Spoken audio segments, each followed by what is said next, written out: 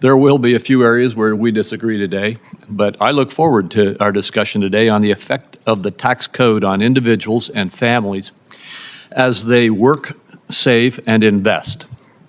The scope of today's hearing provides members the opportunity to cover a broad range of topics, and we will no doubt hear a number of concerns raised about how the code treats high-income taxpayers.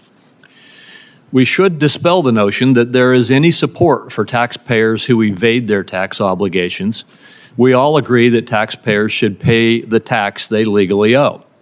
Senator Wyden indicated what he's talking about is legally undertaken activities.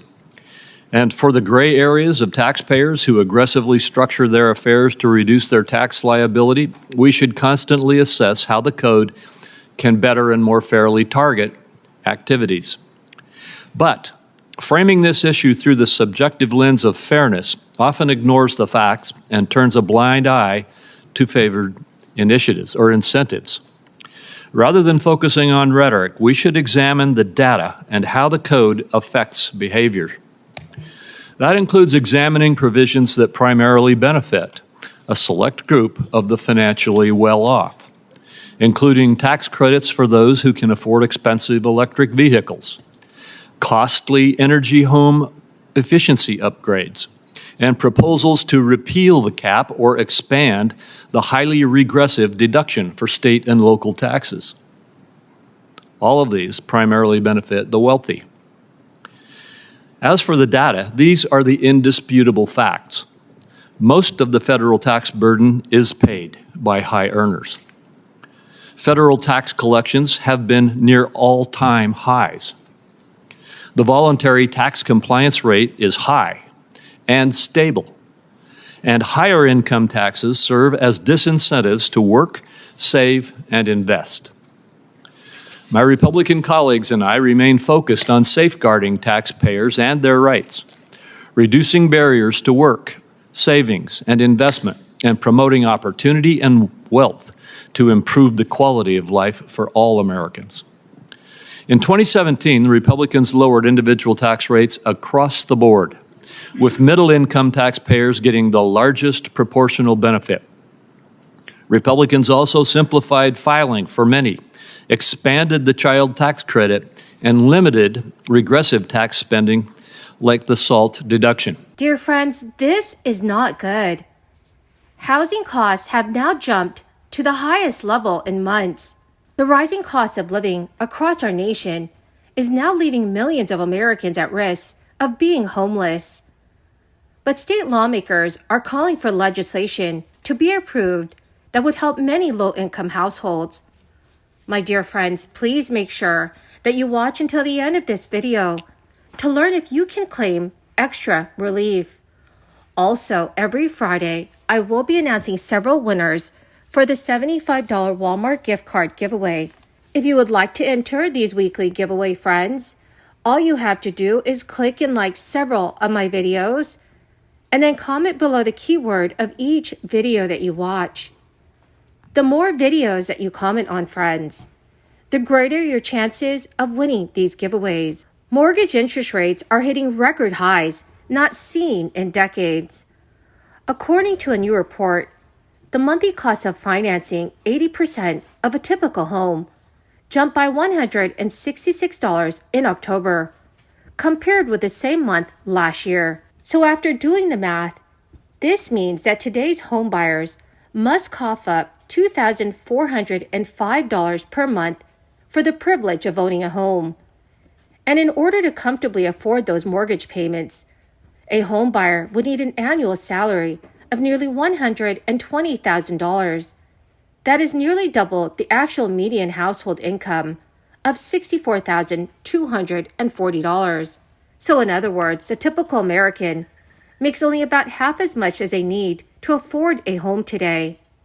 Sky-high mortgage rates are not the only metric keeping real estate in a prolonged affordability crunch.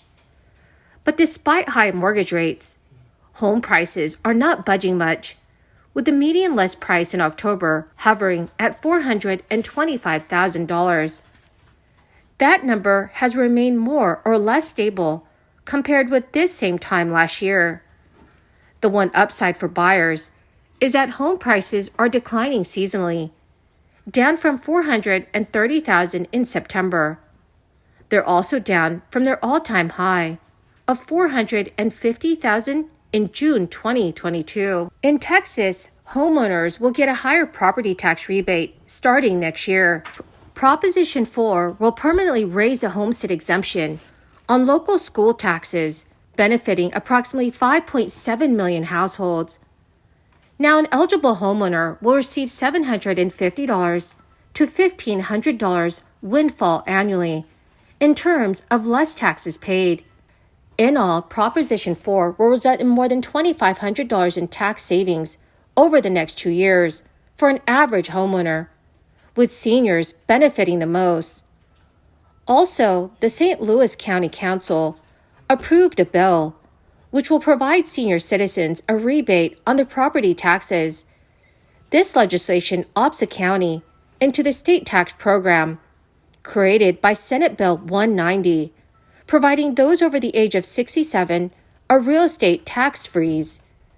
Only seniors whose property is valued below $550,000 qualify for this program. Seniors will have to apply for the tax credit annually. The County Revenue Department will now begin developing the specifics of how this program will be implemented next year. According to a survey of consumer sentiment, consumers expect inflation to stay elevated through 2024. This adds more bad news to President Biden's re-election efforts, as voters continuously give negative marks on his handling of the U.S. economy. In 2024, consumers anticipate inflation to hit 4.4%. Over the next 5 to 10 years, they expect it to be at 3.2%, the highest reading in more than a decade. The long-run outlook for the economy also dropped amid concerns over an environmental of high interest rates. The worry about inflation is the latest evidence of anxieties that Americans have over the economy, illustrating the challenge ahead of Biden in convincing voters he deserves a second term.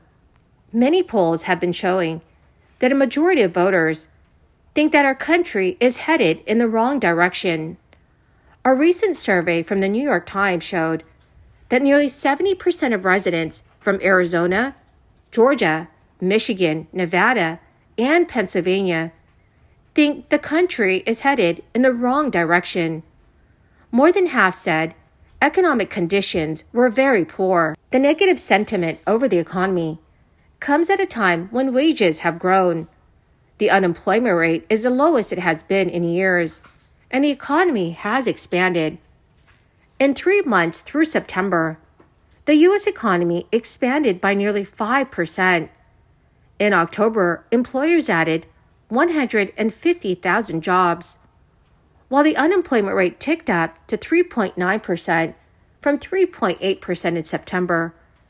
Economists hailed the gains as pointing to a resilient labor market. Well, my awesome and amazing friends, that is the end of my daily stimulus update video for today. Thank you, dear friends, for being part of this community. Every Friday, I will be announcing several winners for the $75 Walmart gift card giveaway.